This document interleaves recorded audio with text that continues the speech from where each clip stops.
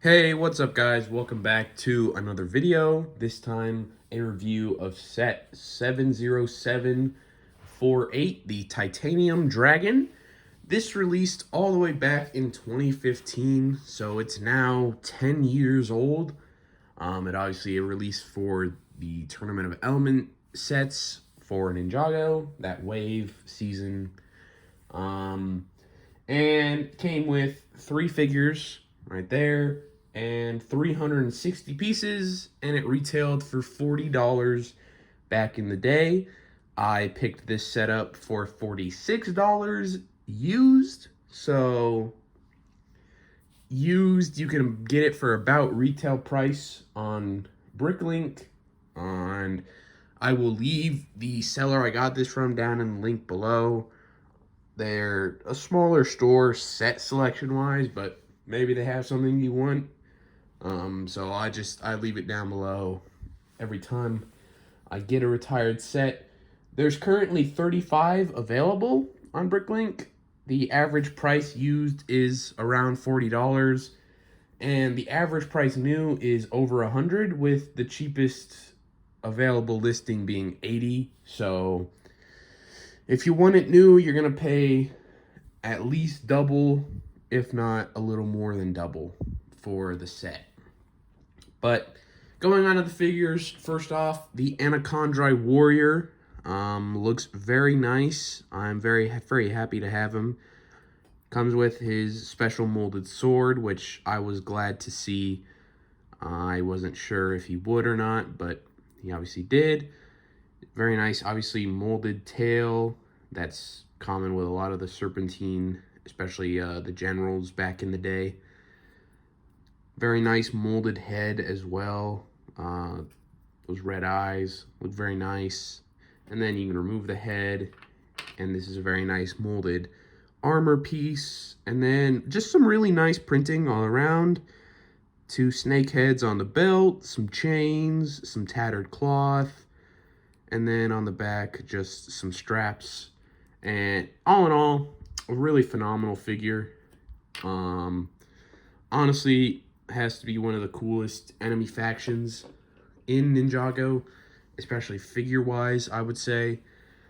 Next up is Klaus, who looks very good as well. He's got the same 2 snake heads on the belt, and just some nice printing, shuriken, and some vials in the back, and then like a gem or whatever in the front. And he comes with 2 facial expressions, just an angry one and then like a magic one, that both look very nice, with a nice hairpiece as well.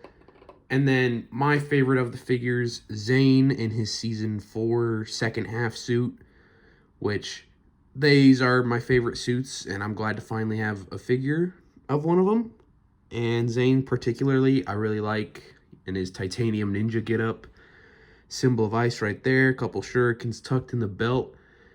It's kind of got a, it's like the printing mainly for the body is not quite silvery. It's more of a silver white almost, because I think doing the chromey silver is a little pricier, so the main body is just a slightly different color that I still think makes it look nice. On the back here, he's got like his energy core, and then he's got 2 facial expressions, one like in battle mode with a HUD up and everything, and then the other just a smiling, happy expression. And again, probably one of my favorite suits ever. So I'm very glad to have him in figure form. Next is a little side build right here.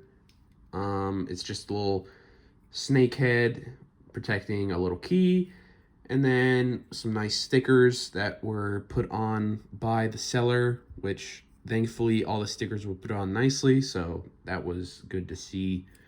You know, that's always a hit and miss kind of thing. And then on the back, some weapons, just because, which is something I always like about older Ninjago stuff, is just their inclusion of weapons for, you know, mixing it up with your figures. And then a little launcher as well that, you know, if you actually put some power into, will launch a fair bit, and obviously fell off the table right there.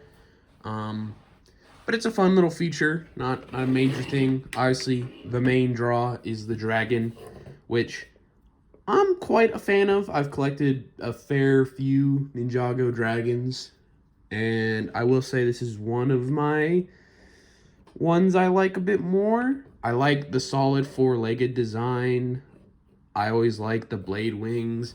I don't know why. Probably nostalgia, I'd guess. If I had to say anything, probably. Like, it's just, it's how the dragons were when I was a kid, so it's what I like, even if, it doesn't, I don't know. And it evokes wings to me, so I always like them. But fairly posable, not entirely, but it's on some joints here, so you can move them up a bit, have them, I don't know, a bit lower down or a bit higher up, whichever you prefer. Not like super posable, but it gets the job done. The feet are on ball joints, so you can pose that around a bit more. The head is on two different ball joints, one for the neck, one for the head. So there's a fair bit of posability there. You can open the jaw up as well. Obviously, nowadays you'd probably see more molded pieces generally for the dragon heads, and I kind of like the brick built versions. The back is a little funky looking. It's kind of just a little skinny. I think if this were made today, this would probably be beefed out a bit more, add some more pieces. The back does look a little silly, but I still like it. Same thing with the back legs as well. Decently posable. You can move them around on those joints, but not like crazy posability. But it's still good. And then a nice tail that is very, very posable. Obviously, you can put it in all sorts of configurations and different ways because it's just on a bunch of ball joints. And then, obviously, the wings also on ball joints, so you can move them a fair bit around. Obviously, I think most configurations are probably going to look a little funky, so I kind of just keep them like that. And then the seat right here for Zane is another thing that you don't see. It's just all studs, but I mean, it's easy to fit them in. It's not like difficult, but I think nowadays you would see just something included to make it easier to take them on and off with maybe only 2 studs instead of 4. But either way, still good. And then a little flag right here that's on a ball joint as well. And the only thing I don't necessarily like is these packs right here are not held in very well. They're just held in by these golden daggers, and that means they can get kind of moved around a fair bit. But like, it's such a minor thing that it's not a big deal to me. It's a minor thing that kind of annoys me on it. But other than that, a very nice looking dragon. If you can find it used for about 40 bucks, I definitely recommend.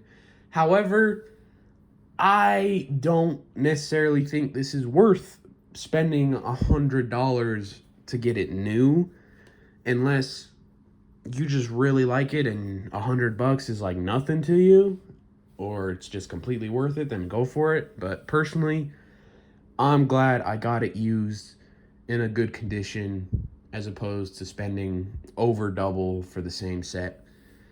And I'm not trashing the set. It's a good set, good figures, but I don't think it's $100 good sort of thing. But that is all I have for today. If you want to see more LEGO content, leave a like, subscribe, do all that, and I'll see you in the next one. Peace.